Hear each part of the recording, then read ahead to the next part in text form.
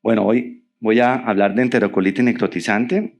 Bueno, este es uno de los atractivos de la zona de Santander, que se llama el Santísimo. Es un monumento que está en Florida Blanca, en una montaña, y se sube en teleférico también y se tiene la vista de toda la ciudad.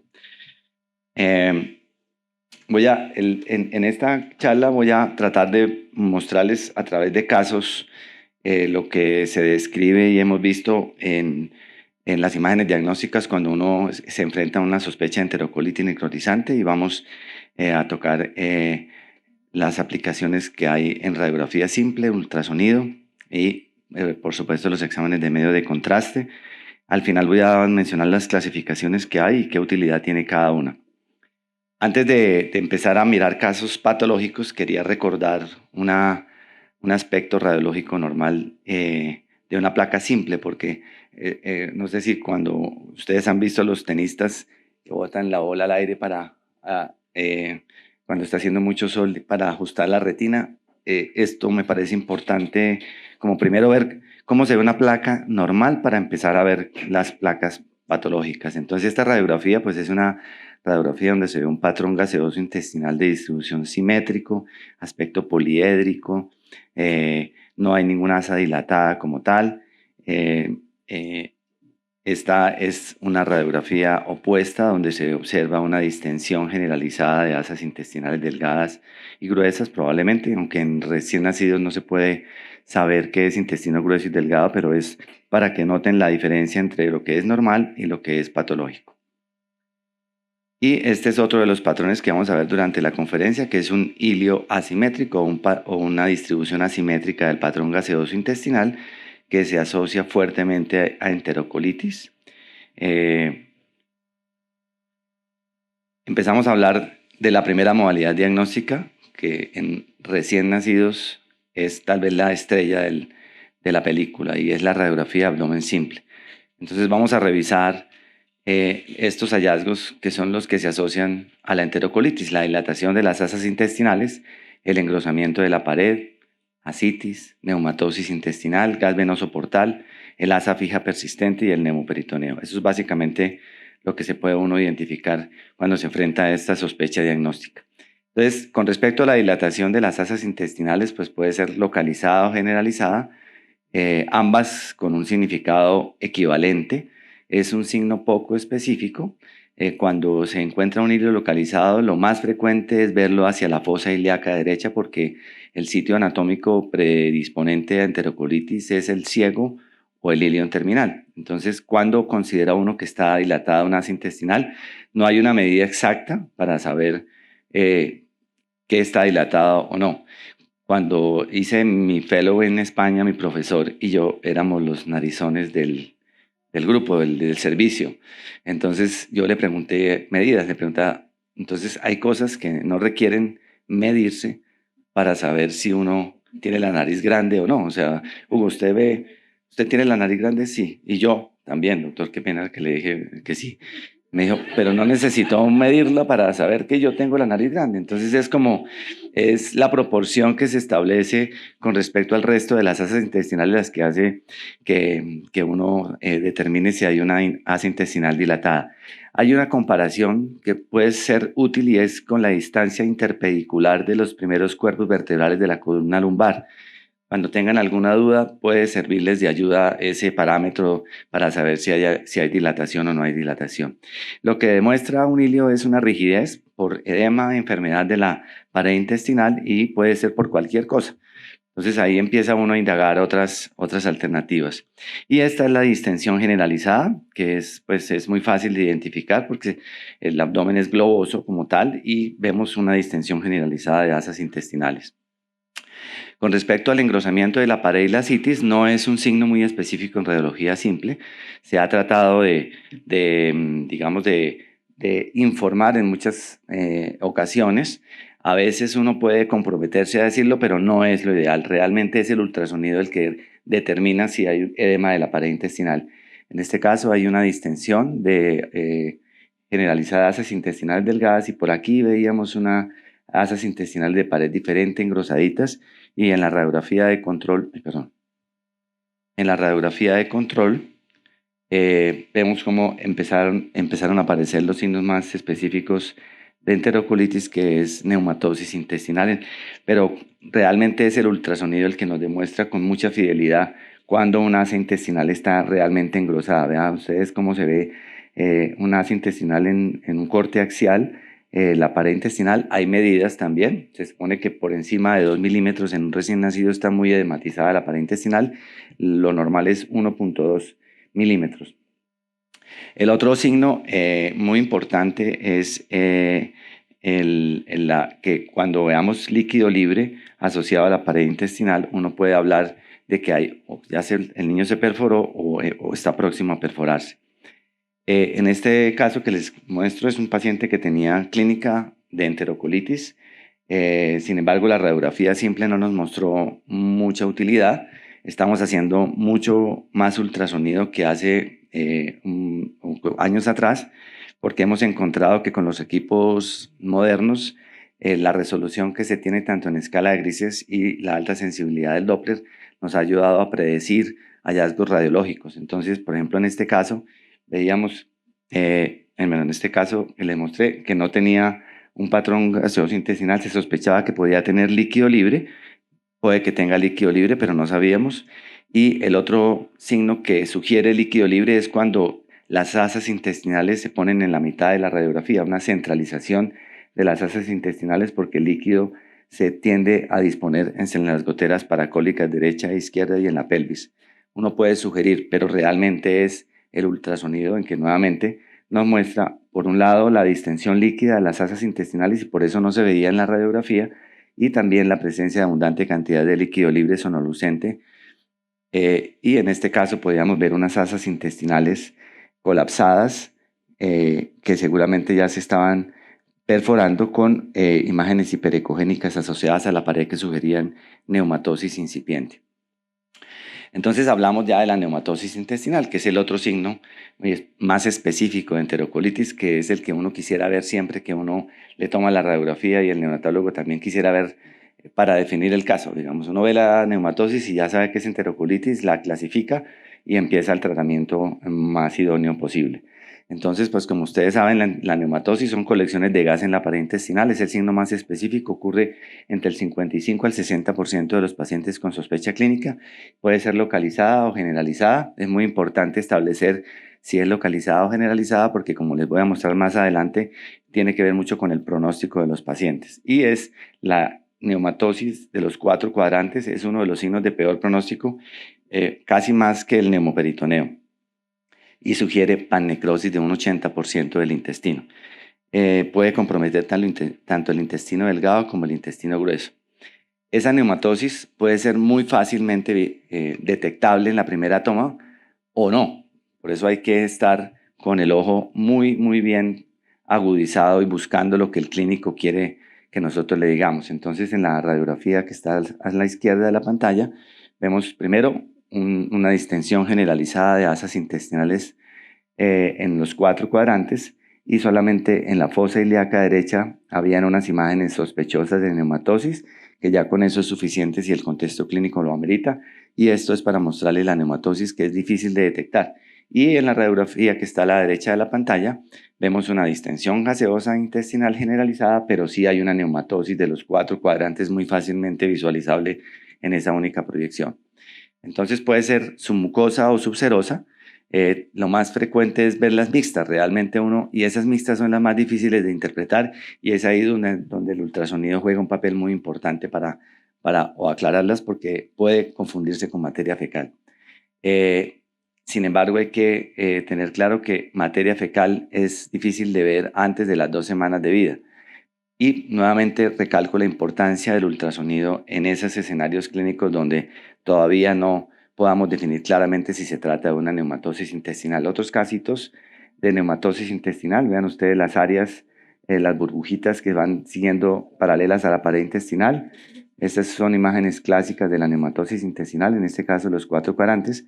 Esta es mucho más, digamos, aparente, en este caso localizada en la fosa ilíaca derecha. El ultrasonido creo que es lo que quiero un poquito promocionar en esta conferencia, es tratar de usar más el ultrasonido para detectar precozmente y para prevenir complicaciones, porque en la mayoría de los pacientes hay estudios que muestran que hasta un 30 o un 50% de los pacientes con radiografía normal tienen un ultrasonido positivo para enterocolitis, en neumatosis o edema de la pared. Y el 50-80% de los pacientes con gas portal tenían una radiografía normal. Y por el contrario, el 0% de los pacientes con ultrasonido normal tenían un hallazgo positivo en la radiografía simple. Entonces, quiero un poco mencionar para qué sirve el ultrasonido, qué cosas debemos buscar. Hay que saber que se deben usar equipos de buena resolución, que pues de mayor de 12 MHz, en la escala de grises, y en el Doppler hay que ajustar los parámetros a una velocidad lo más mínima posible con los filtros de pared correspondientes. Hay que ajustar muy bien los parámetros antes de empezar a buscar, porque si no, no se aprovecha el tiempo del examen.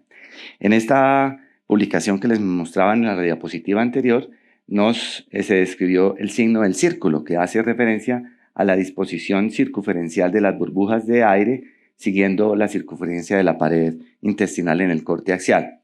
Y la maniobra de compresión para definir. ¿Por qué la maniobra de compresión? Porque el gas puede estar, esas burbujas de gas puede estar en el lumen del intestino o en la pared, ¿cierto?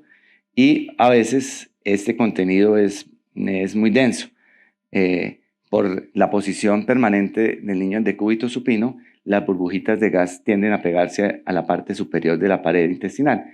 La propuesta es que cuando tenga dudas, le haga un poquito de compresión para desprender esas burbujitas del intestino. Si no están en la pared, deben descender hacia la luz intestinal.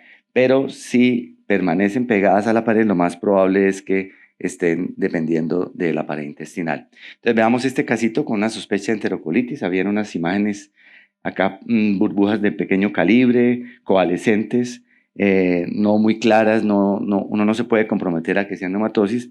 Se le hace el ultrasonido, se veían estas imágenes acá hiperecogénicas que generan como este artificio que es muy clásico del aire en ecografía. Y cuando le hace uno la maniobra de compresión, vean cómo unas burbujitas se van hacia el centro, pero otras se quedan dependientes de la pared intestinal. Eso es básicamente lo que se le quería mostrar en este paciente que tenía una abundante cantidad de líquido libre. Ahí al lado del asa intestinal también se ve cómo se detectaba ya un paciente que entró en enterocolitis necrotizante, pero que no se había visto ningún hallazgo, digamos, específico en la radiografía simple de abdomen, y fue el ultrasonido el que nos dio la pauta. El gas venoso portal, creo que todos los que hacemos ecografía en niños de recién nacidos hemos visto alguna vez las burbujitas de gas viajando por la porta principal o sus ramas. Es casi patognomónico de enterocolitis, con una sensibilidad del 86% y una especificidad del 90%, y ocurre entre el 10 al 30% de los pacientes. Es un signo de mal pronóstico y aumenta la morbilidad. Hay que tener en cuenta que hay gas en porta que no es patológico sino iatrogénico. Cuando se pasan catéteres umbilicales se puede ver también gas en la porta. Todo esto y estas estadísticas están basadas en el contexto clínico de un niño con sospecha de enterocolitis, ¿no? Entonces pueden ser, como les digo, en la porta principal o ramificaciones radiolúcidas que pueden ser evidentes tanto en la placa simple como en ultrasonido. La mejoría clínica no siempre coincide con la desaparición radiológica del gas venoso portal. Entonces, ¿cómo se vería en la placa simple? Y aquí quiero hacer énfasis que a veces, bueno, tengan dudas, porque esta es muy evidente. Es un paciente que tiene una distensión gaseosa intestinal generalizada, áreas de neumatosis intestinal, pero para aprovechar el caso, vean ustedes sobre la silueta hepática múltiples imágenes radiolúcidas de distribución centrífuga que no solamente son aparentes en la proyección frontal, sino también en la proyección lateral. A veces la proyección lateral hace más evidente la aparición del gas venoso portal, pero nuevamente en el ultrasonido vemos una distensión líquida de esas intestinales delgadas. Por ahí habían unos puntos hiperecogénicos que nos hacían suponer que ya tenía neumatosis también en otras que no se veían en la placa simple, pero lo que quiero mostrarles es cómo se ve el aire dentro del parenquima hepático, siguiendo todo el árbol portal. El aire en ecografía se ve blanco, diferente a a la radiología simple. El Doppler, también un protagonista maravilloso en este escenario clínico. Esta es una publicación de Radiographics del año 2007, ¿sí? En ese momento lo veíamos como imposible, los equipos, digamos que eran buenos, pero no en Colombia no habían llegado, digamos, no teníamos el acceso a equipos tan sensibles para esto, y mostraban cómo ese es el aspecto, digamos, de una perfusión normal de una asa intestinal sana. Cuando está dematizada se vuelve hiperémica como todo lo que se inflama, pero después entran en isquemia y empiezan a disminuir la perfusión y la pared que se ve anecoica o hipoecoica se va volviendo hiperecogénica. O sea que al final el ver una pared hiperecogénica y delgada es un signo de mal pronóstico también. Entonces, hay que mirar el anillo completo de color, mirar el patrón en Y, que es básicamente la bifurcación de la arteria que va dirigida hacia el asa intestinal, o el patrón en cebra, que ya lo vamos a mirar cómo se ve. Cuando se ve con isquemia, cuando hay ausencia de color, cuando hay disminución de la pared por debajo de 1.1 milímetros o cuando aumenta la ecogenicidad. Ya les voy a mostrar. Bueno, este es el aspecto que se debe observar, que se observa cuando hay hiperemia. Este es el signo del patrón en Y, en Doppler, cuando ya una asa intestinal empieza a tener isquemia, porque solamente se ven los vasos principales, pero no se ve la perfusión en la circunferencia del asa intestinal. Y este es el patrón en cebra, que describe el edema y la hiperemia de la pared intestinal comprometida. Ya estos son con equipos nuestros, donde se ve asas intestinales enfermas. Ya haber visto varias asas intestinales sanas, sabe uno que esta asa intestinal ya está enferma, se ve delgada, se ve hiperecogénica, y cuando uno le pone el Doppler no se produce un llenamiento circunferencial de la señal Doppler en toda la asa intestinal, y esta es otra hiperémica, o sea, es un niño que estaba ya con una enterocolitis avanzada, ¿no? Y esto sería lo que uno ve cuando el paciente es llevado al quirófano, unas áreas de necrosis intestinal, perdón. ¿Cuáles son las ventajas del ultrasonido? Que debido a la inexitud de los hallazgos en radiología simple, uno puede predecir engrosamiento, primero, la neumatosis, el edema de la pared, engrosamiento de la pared, ascitis, y también otra de las características es que la radiografía simple es diferente los hallazgos en el niño prematuro y en el niño a término. Por eso, cuando hay dudas, la combinación de los rayos X con el ultrasonido mejoran definitivamente el diagnóstico de enterocolitis. Esta es como una síntesis de lo que hemos visto hasta ahora. Entonces, lo que se ve en ultrasonido y rayos X son neumatosis, gas en el sistema porta y neumoperitoneo. Son hallazgos compartidos.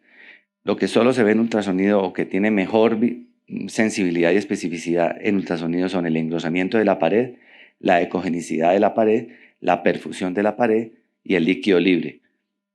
Y los beneficios del ultrasonido son que además de esas cosas puede mirar la peristalsis, que también es sinónimo de viabilidad intestinal, tiene la alta sensibilidad para detectar neumatosis y gas venoso portal, mejor en detectar líquido libre, evalúa la perfusión de la pared, descarta otras causas de abdomen agudo.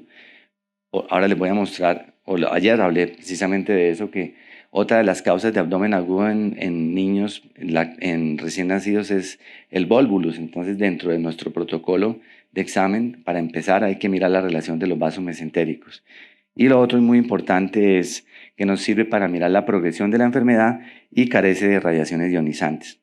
Entonces, como les decía, un poquito de la técnica para los residentes que están escuchando esta exposición. Nosotros lo hacemos en dos fases. Uno es, la primera miramos gas en porta, líquido libre, aire libre y relación de los vasos mesentéricos, y después nos vamos a mirar la pared intestinal para mirar el espesor, la ecogenicidad y la perfusión de la pared intestinal. El asa fija persistente indica también enfermedad avanzada, no es un signo, digamos, que puede pasar desapercibido. El ver una asa fija ahí en varias radiografías quiere decir que hay enfermedad, y así sea de un segmento corto, puede complicarle la vida a los pacientes. Se considera que es persistente cuando persiste de 24 a 36 horas en las radiografías secuenciales. y puede cambiar de dilatación a intestinal generalizada. Entonces veamos esta paciente que ya lo habíamos visto, tenía una asa fija persistente, no había ningún otro hallazgo, no había hecho neumatosis y vean cómo en la radiografía posterior veíamos aire libre ya en la región sufrénica. El paciente estaba ya perforado sin haber pasado por neumatosis. Entonces el asa fija persistente también da morbilidad en los pacientes con enterocolitis necrotizante. Neumoperitoneo, muy importante también aprender a ver los signos de neumoperitoneo en radiografía de abdomen en pacientes que permanecen en decúbito supino. Normalmente el neumoperitoneo a nosotros nos lo enseñaban en una placa de tórax, pero colocando el paciente de pie durante unos minutos para que el aire subiera acá y se veía en las regiones sufrénicas. Hay signos de neumoperitoneo para placa simple en la proyección frontal cuando el paciente lleva mucho tiempo en decúbito supino. Hay que tener en cuenta que en estos pacientes son ventilados y que puede haber paso del aire de la ventilación. Si hace enfisema intersticial, puede pasar al abdomen. Ojo con las cirugías previas que pueden también mostrar neumoperitoneo, pero en el contexto de la enterocolitis es una urgencia quirúrgica y una emergencia radiológica y también se puede detectar por ultrasonido. Entonces, como ya les mencioné, esto ya lo acabamos de mencionar, la proyección más sensible para detectar pequeñas cantidades de neumoperitoneo es la proyección lateral en decúbito supino con rayo horizontal. Es de lejos la proyección más sensible y tiene sentido porque es un paciente que ha permanecido muchas horas en decúbito supino. El aire debe estar pegado a la pared anterior del abdomen y si uno no toca al paciente y le coloca el chasis por un lado y el tubo por el otro, vamos a coger pequeñas cantidades de aire libre en el abdomen. Entonces, eso es un mensaje que quiero que quede en el auditorio.